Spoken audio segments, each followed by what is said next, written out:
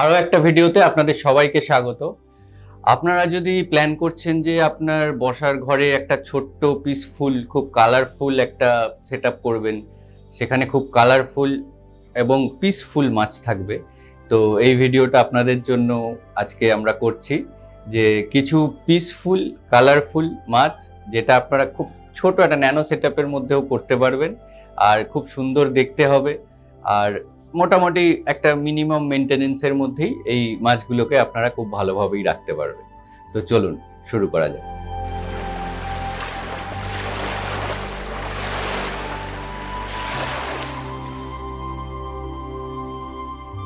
প্রথমেই যে মাছটার কথা বলবো সেটা হচ্ছে নিয়ন টেট্রা।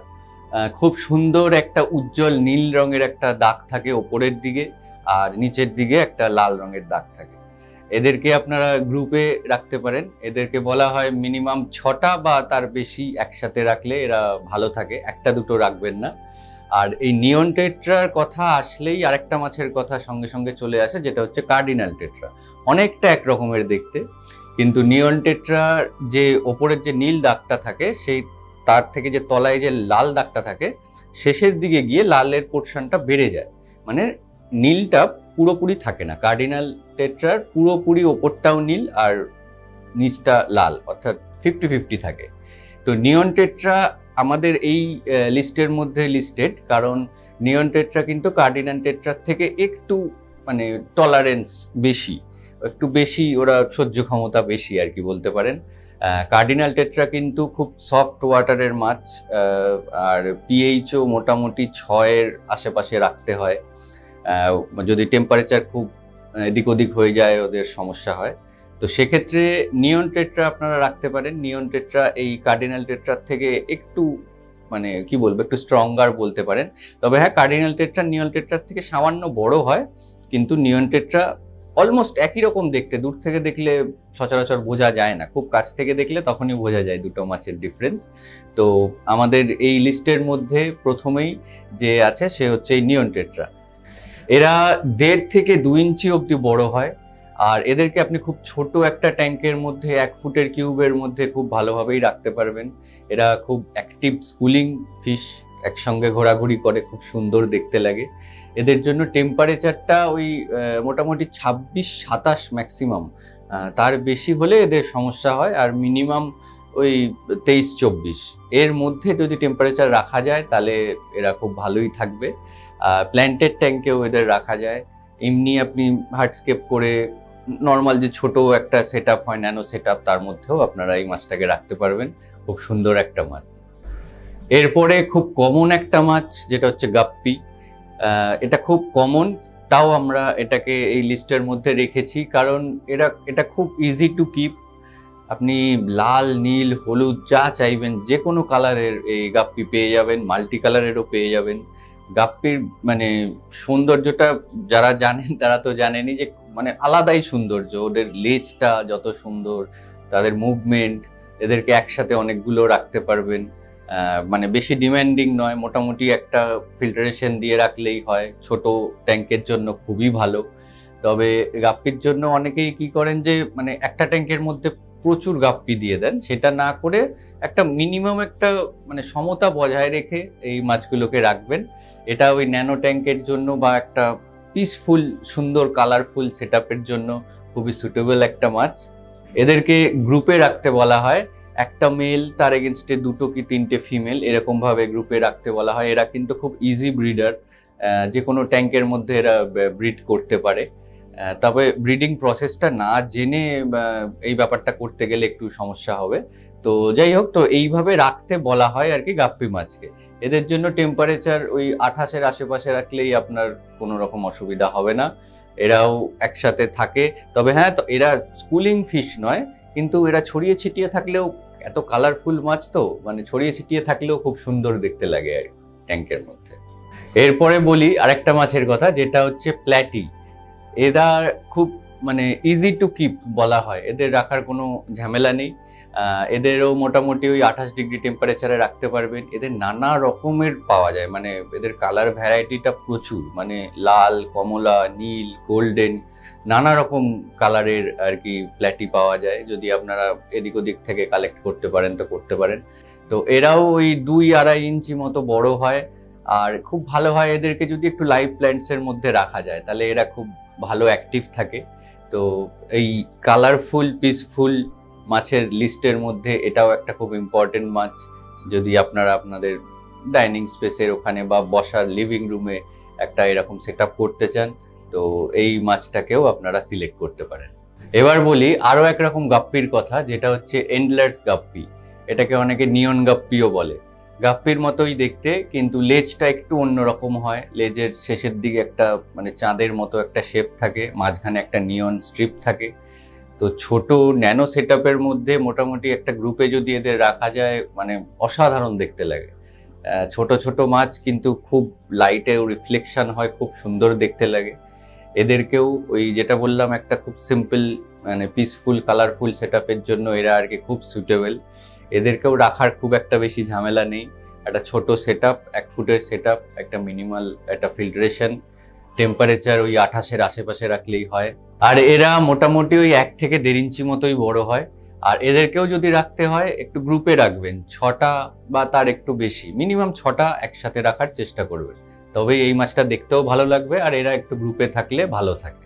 এইবার যে মাছটার কথা বলবো সেও খুব ছোট কিন্তু খুব হার্ডি, খুব কালারফুল, সেটা হচ্ছে হার্লেকুইন রাসবোরা।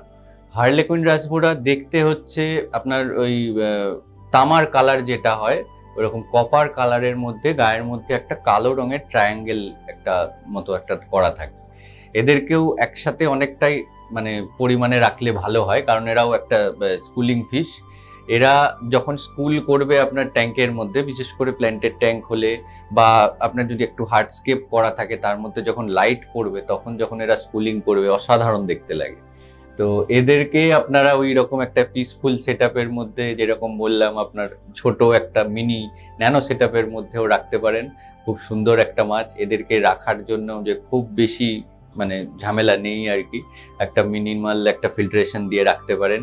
এরা ওই 1.5 থেকে 2 ইঞ্চি মতো বড় হয়, আর এদেরও ওই টেম্পারেচার 28-এর আশেপাশে রাখলে ভালো। মিনিমাম ওরা 23-24 অব্দি যেতে পারে। আর এদের জন্যও একটু সফট ওয়াটার, যে কোনো এইসব মাছের জন্য, যে কটা মাছের কথা বললাম তারাও একটু সফট ওয়াটার এই মাছ। আর এদেরকে আপনারা ছোট একটা ন্যানো সেট আপ করে তার মধ্যে অল্প প্ল্যান্টস দিয়ে রাখতে পারেন বা একটা হার্ডস্কেপ দিয়েও রাখতে পারেন। এরা খুব ভালোই থাকবে এবং খুব হার্ডি মাছ হয়। কিন্তু এখন অব্দি যত কটা মাছের কথা বললাম তাদের মধ্যে এদেরকে কনসিডার করা হয় one of the hardy fish, এই হার্লেকুইন রাসবোরা। আর এদেরকে যদি একটা গ্রুপে রাখা হয়, বিশেষ করে একটা প্ল্যান্টেড ট্যাঙ্কের মধ্যে, ঠিকঠাক একটা মানে প্রপার প্ল্যান্টেড ট্যাঙ্কের মধ্যে রাখা হয় একটা গ্রুপে, একটু যদি বেশি পরিমাণে রাখা হয়, তো এরা কিন্তু একটা ওই ট্যাঙ্কের মধ্যে একটা সিঙ্ক্রোনাইজ প্যাটার্নের মধ্যে স্কুলিং করে, যেটা দেখতে খুবই সুন্দর লাগে। তো এইটা হার্লেকুইন রাসবোরার একটা মানে কি বলবো ইউএসপি বলতে পারেন আপনারা। আর এদের এজ যত বাড়বে তত কিন্তু এরা ওই ওদের কালারটা আরো ফুটে উঠবে। মানে এদের যত বয়স হবে এবং যত বড় হবে, আস্তে আস্তে এদের কালার, এদের এই মুভমেন্ট যত ট্যাঙ্কের মধ্যে ওরা স্টেবল হবে তত আপনারা দেখতে পাবেন। এরপরে বলি যে মাছটার কথা, সেটা হচ্ছে গুরামি, ড্রপড গুরামি যেটাকে বলা হয়। এই গুরামিগুলোর নানা রকম ভাগ আছে, হানি গুরামি আছে, পার্ল গুরামি আছে, এরকম নানা রকম আছে। তো এই বিশেষ করে পার্ল গুরামি যেটা, সেটা তাদের গায়ের মধ্যে ছোট ছোট আর কি সাদা স্পট দেখা যায়, যার মধ্যে পার্লের মতো আর কি এফেক্ট আসে। তো এই সব মাছগুলোকে আপনারা রাখতে পারেন, কিন্তু এদের জন্য কিন্তু একটু বড় মানে মিনিমাম 2 ফুটের ট্যাঙ্কে রাখাটা ভালো। 1.5 ফুটের ট্যাঙ্কেও রাখতে পারেন। এদেরকে পেয়ারে রাখতে পারেন, মানে দুটো দুটো এরকম ভাবে রাখতে পারেন, বা দুটো পার্ল গুরামি, দুটো হানি গুরামি এরকম ভাবে রাখতে পারেন। এরাও খুব শান্তিপ্রিয় মাছ, পিসফুল মাছ, খুব কালারফুল। ট্যাঙ্কের মধ্যে মানে এলেই আপনি মানে মানে ট্যাঙ্কের সামনে এলেই আপনার একটা দৃষ্টি আকর্ষণ করবে।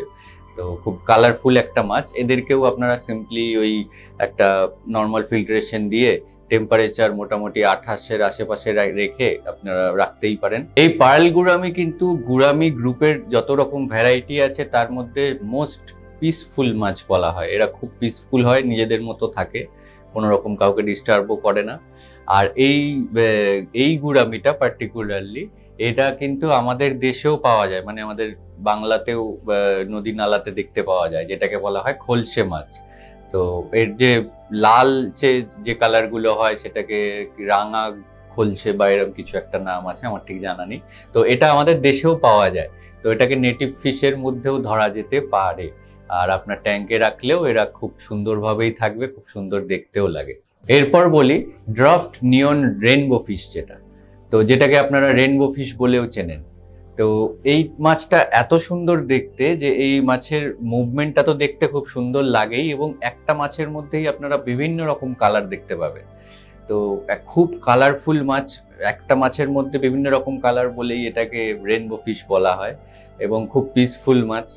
তবে এদেরকে ওই খুব ছোট ট্যাঙ্কে রাখবেন না, 1 ফুটের ট্যাঙ্কে রাখাটা উচিত নয়। মিনিমাম একটা 1.5-2 ফুটের ট্যাঙ্ক হলে এদেরকে রাখা উচিত, কারণ এদের সাইজ কিন্তু মোটামুটি 3 ইঞ্চি 3.5 ইঞ্চি মতো হয় এদের। তো এরা মানে এদেরকে যদি গ্রুপে রাখেন আপনার ট্যাঙ্কের মধ্যে খুব সুন্দর দেখতে লাগবে। প্ল্যান্টেড যদি করেন তাহলে সেখানে তো খুবই সুন্দর লাগবে। মানে এদের রাখলে চেষ্টা করবেন সামান্য অল্প একটু প্ল্যান্টস দিয়ে রাখার। ছোট যদি একটা সেট আপ করেন তার মধ্যে একটা ড্রিফটুট, অল্প কিছু অ্যানোবিয়াস এই টাইপের গাছ দিয়ে যদি রাখেন, তাহলে কিন্তু এই মাছগুলোর মুভমেন্ট এবং সবকিছু মানে টোটাল ব্যাপারটা আপনার দেখতে অনেক ভালো লাগবে।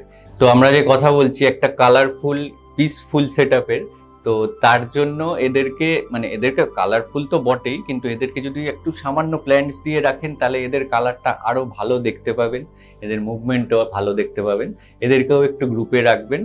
আর এদের কিন্তু ওয়াটার কোয়ালিটিটা একটু ভালো রাখতে হবে, মানে একটু হাই ফিল্টারেশন, জলের কোয়ালিটি যেন খুব ভালো থাকে, খুব পরিষ্কার যেন জল থাকে, এটা একটু খেয়াল রাখবেন, নাহলে কিন্তু এই মাছের একটু সমস্যা হবে।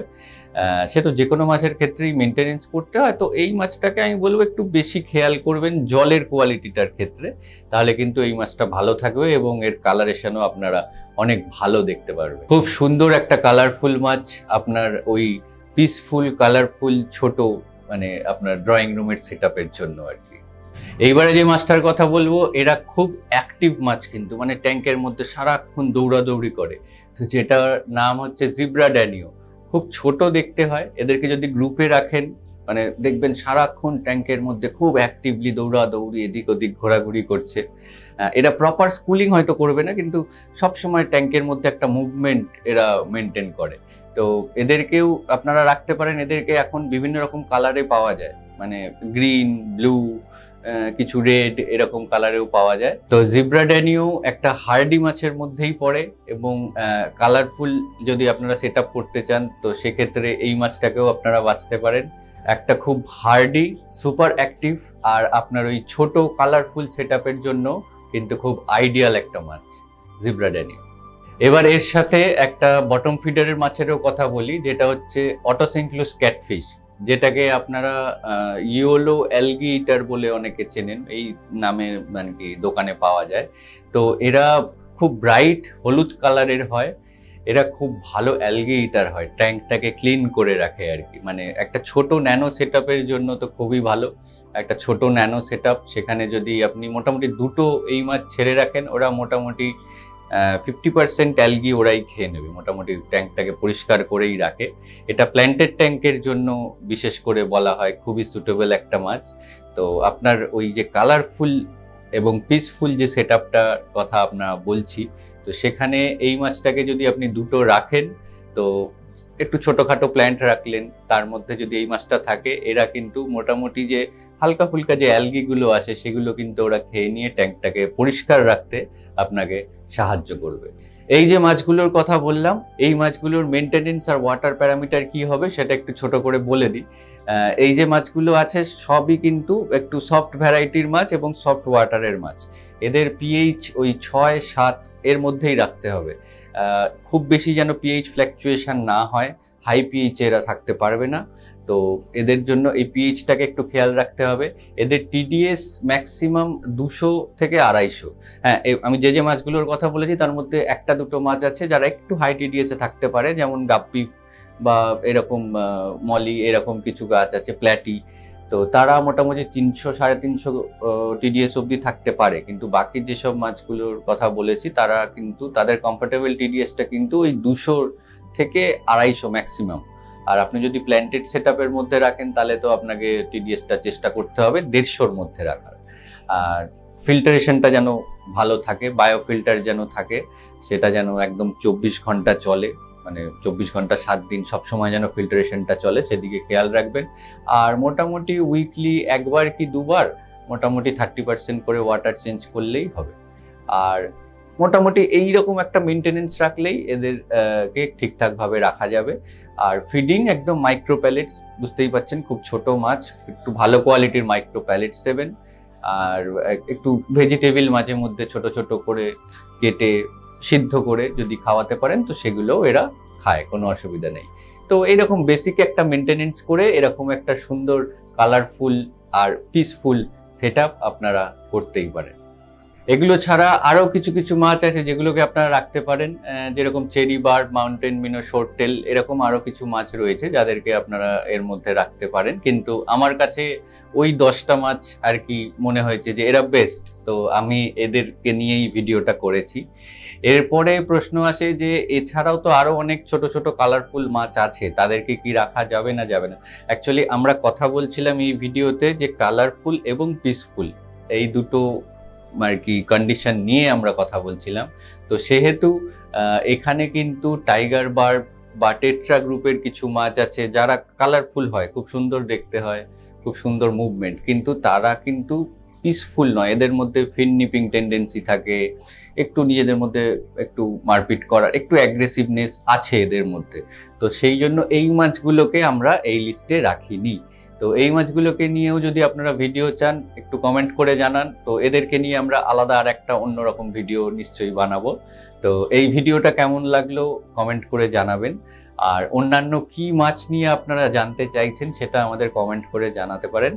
আর আমাদের ইনস্টাগ্রাম পেজে আপনারা ডিরেক্ট মেসেজ করেও আমাদের সাথে যোগাযোগ করতে পারেন যদি আপনাদের কোনো কিছু জানার থাকে বা কোনো কিছু বলার থাকে। তো চ্যানেলটা সাবস্ক্রাইব করবেন। সবাই ভালো থাকবেন, পরের ভিডিওতে আবার দেখা হচ্ছে। অনেক ধন্যবাদ।